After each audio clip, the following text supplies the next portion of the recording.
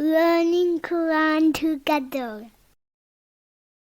बिस्मिल्लाह अल्हम्दुलिल्लाह वस्सलातु वस्सलामु अला रसूलिल्लाह। सूरह अल-अनफाल आयत 31। व इज़ा तुतला अलैहिम आयातुना, और जब उन पर हमारी आयात पढ़ी जाती है, कौलू तो कहते हैं, कद समिअना यकीनन हमने सुन लिया, लौ नशाउ अगर हम चाहें, लकुलना मिस्ला हाजा तो ज़रूर हम भी इस जैसा कहें। कुरैश के गरूर और तकब्बुर का बयान है। कुरान मजीद सुनकर वो कहते थे कि ऐसा कलाम हम भी बना कर ला सकते हैं। ये महज हक दुश्मनी थी, वरना इस जैसी एक आयत भी नहीं बना सकते थे। अल्लाह ताला ने उनको मुकाबले के लिए चैलेंज दिया था कि इस जैसी एक सूरत या एक आयत ही बना लाओ, मगर वो बना कर नहीं ला सके, जिसकी वजह से उनकी आजिज़ी ज़ाहिर हो गई। हकीकत यह है कि नबी सल्लल्लाहु अलैहि वसल्लम उम्मी थे, पढ़ना लिखना नहीं जानते थे। पहली कौमों की तारीख़ के बारे में इल्म हासिल करने के लिए कोई सफ़र नहीं किया था। आप सल्लल्लाहु अलैहि वसल्लम ने ऐसी किताब पेश की जिसके ना आगे से बातिल आ सकता है ना पीछे से। ये किताब कमाल हिकमत वाले रब की जानिब से नाजिल हुई।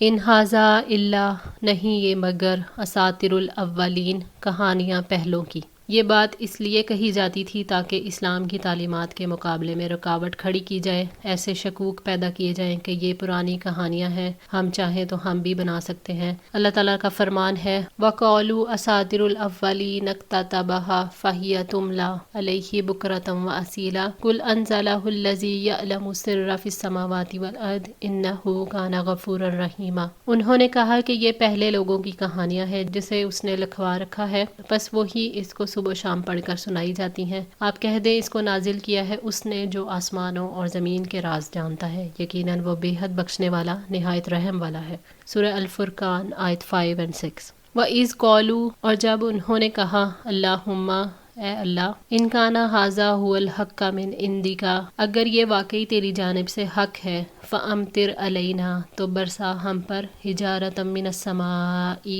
पत्थर आसमान से, अवी तना भी अजाबिन अलीम, या कोई दर्दनाक अजाब हम पर लिया। जब उन्होंने कहा, ए अल्लाह, जिसकी तरफ मोहम्मद सल्लल्लाहु अलैहि वसल्लम दावत देते हैं, अगर वो हक है तो हम पर पत्थरों की बारिश कर दे। हज़रत अनस रज़ी अल्लाह तआला अन्हु से रिवायत है कि अबू जहल ने ये कहा था कि अल्लाह, अगर ये कुरान आपकी तरफ से सच है तो हम पर आसमान से पत्थर बरसा या कोई अजाब हम पर भेज दे। इसके जवाब में अगली आयत वमा कान अल्लाहु से लेकर अनिल मस्जिदिल हराम तक नाजिल हुई।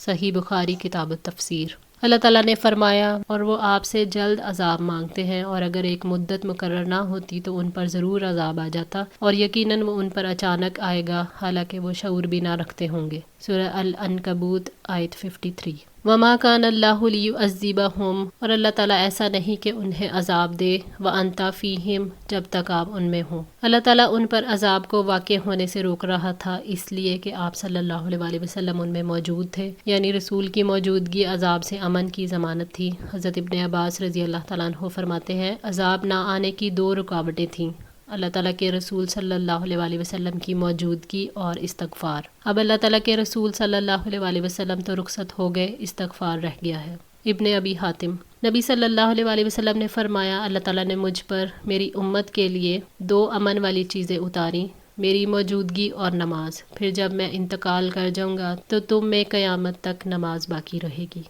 जामे तिरमिज़ी। वमा कान अल्लाहु मुअज़्ज़िबहुम, और अल्लाह ताला उनको उस वक़्त भी अजाब देने वाला नहीं, वहुम यस्तग़फ़िरून, जबकि वो बख्शिश मांगते हों। यानी अल्लाह ताला उस वक़्त तक उन पर अजाब वाक़े होने से रोक रहे थे जब तक वो इस्तग़फ़ार कर रहे थे, हालांकि अजाब के असबाब पैदा हो चुके थे। हज़रत अबू मूसा रज़ी अल्लाह तआला अन्हु से रिवायत है कि आप सल्लल्लाहु अलैहि वसल्लम ने फरमाया, अल्लाह ताला ने मेरी उम्मत के लिए दो अमन की चीज़ें उतारी हैं। फिर ये आयत पढ़ी, फिर फरमाया कि जब मैं दुनिया से चला गया तो तुम्हारे लिए अमन की चीज़ इस्तग़फ़ार को क़यामत तक के लिए छोड़ जाऊँगा। जामे तिरमिज़ी। अल्लाह ताला ने फरमाया, वमा काना रब्बुका लियुहलिकल कुरा बिज़ुल्मिन व अहलुहा मुस्लिहून, और आपका रब ऐसा नहीं कि वो बस्तियों को जुल्म के साथ हलाक कर दे जबकि उसके बाशिंदे इस्लाह करने वाले हों। सूरह हूद 117। हज़रत फ़ज़ाला बिन उबैद रज़ी अल्लाह ताला अन्हु से मरवी है कि नबी सल्लल्लाहु अलैहि वसल्लम ने फरमाया कि बंदा जब तक अल्लाह ताला से इस्तग़फ़ार करता रहे अजाब से महफूज रहेगा। वमा लहुम, और क्या है उनके लिए, अल्ला युअज़्ज़िबहुमुल्लाहु, कि अल्लाह ताला उन्हें अजाब ना दे, वहुम यसुद्दून अनिल मस्जिदिल हराम, हालांकि वो मस्जिद हराम से रोकते हैं। وہ اللہ تعالیٰ کے عذاب کے حقدار ہیں کیونکہ انہوں نے شرک کیا جو عذاب کو واجب کرتا ہے۔ انہوں نے لوگوں کو مسجد حرام میں عبادت سے روکا، خاص طور پر محمد صلی اللہ علیہ وآلہ وسلم اور اصحاب محمد کو، حالانکہ وہ حرم میں عبادت کا زیادہ حق رکھتے تھے۔ جب آپ صلی اللہ علیہ وآلہ وسلم مکہ میں مقیم تھے تو اللہ تعالیٰ نے وَمَا كَانَ اللَّهُ لِيُعَذِّبَهُمْ سے لے کر وَهُمْ يَسْتَغْفِرُونَ تک اتارا، کیونکہ مسلمان نماز پڑھتے تھے اور استغفار کرتے رہتے تھے۔ پھر جب وہ نکل آئے تو وَمَا لَهُمْ أَلَّا يُعَذِّبَهُمُ اللَّهُ وَهُمْ يَصُدُّونَ تک اتاری اور مسلمانوں کو مکہ پر حملے کرنے کا حکم ملا۔ یہی وہ اللہ تعالیٰ کا عذاب تھا جس کا ان سے وعدہ کیا گیا تھا۔ اللہ تعالیٰ نے ان پر عذاب کے لیے فرد جرم عائد کی کہ وہ مسجد حرام سے روکتے ہیں۔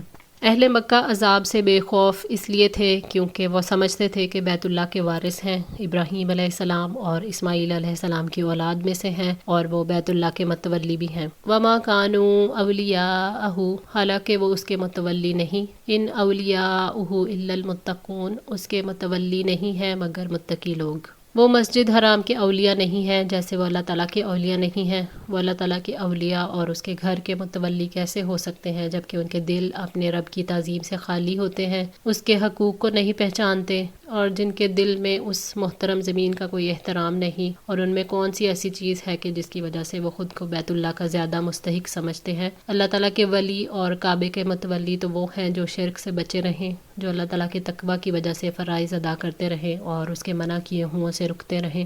وَلَكِنَّ أَكْثَرَهُمْ لَا يَعْلَمُونَ لیکن ان میں سے اکثر لوگ نہیں جانتے، یعنی وہ جانتے ہی نہیں، اسی لیے وہ اللہ تعالیٰ کے ولی ہونے کا اور کعبہ کی تولیت کا دعویٰ کرتے ہیں۔ وَمَا كَانَ صَلَاتُهُمْ اور نہ تھی نماز ان کی عند البیتی بیت اللہ کے پاس، إِلَّا مُكَاءً مگر سیٹیاں بجانا، وَتَصْدِيَةً اور تالیاں بجانا۔ مشرکوں کی نماز تالیاں پیٹنا اور سیٹیاں بجانا تھا۔ حضرت ابن عباس رضی اللہ تعالیٰ عنہ فرماتے ہیں کہ قریشی ننگے ہو کر سیٹیاں بجا بجا کر اور تالیاں پیٹ پیٹ کر طواف کیا کرتے تھے۔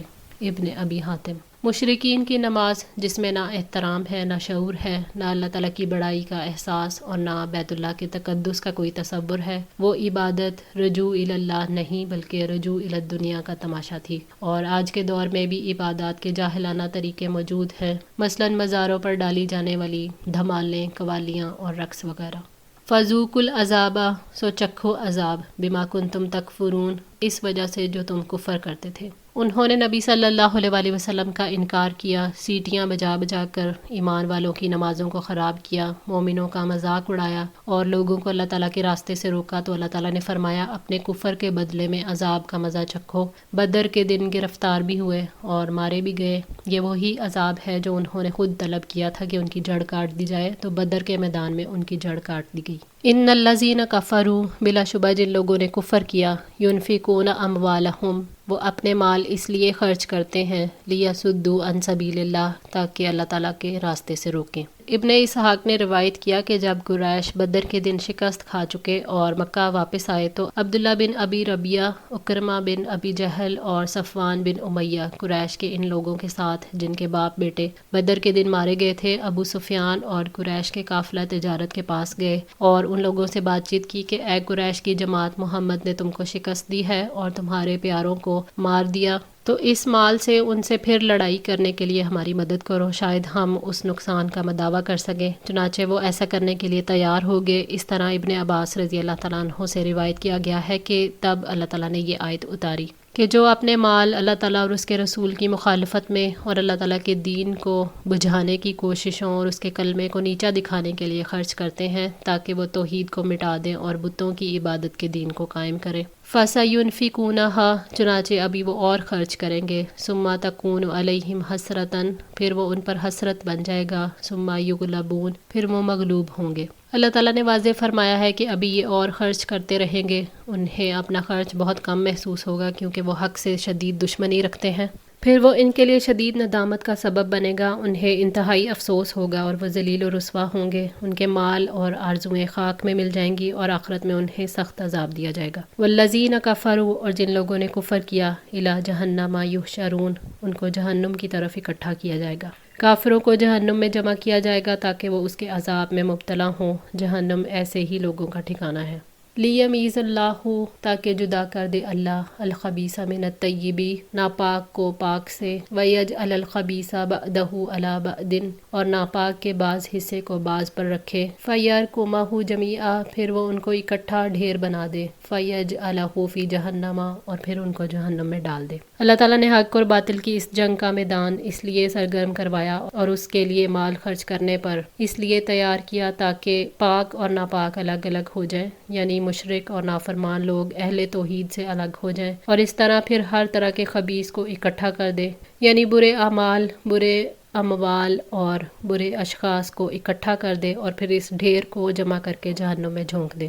اولئک ھم الخاسرون، یہی لوگ خسارہ اٹھانے والے ہیں، یہ وہ لوگ ہیں جنہوں نے خود اپنے آپ کو اور اپنے گھر والوں کو اور اپنے مالوں کو خسارے میں ڈالا۔ اللہ تعالیٰ نے فرمایا سورہ الکہف آیت 103 104 میں، آپ کہہ دیں کیا ہم تمہیں بتائیں جو لوگ اپنے اعمال میں سب سے زیادہ خسارے والے ہیں، وہ لوگ جن کی محنت دنیا کی زندگی میں ہی کھو گئی اور وہ سمجھتے رہے کہ یقیناً وہ ایک اچھا کام کر رہے ہیں۔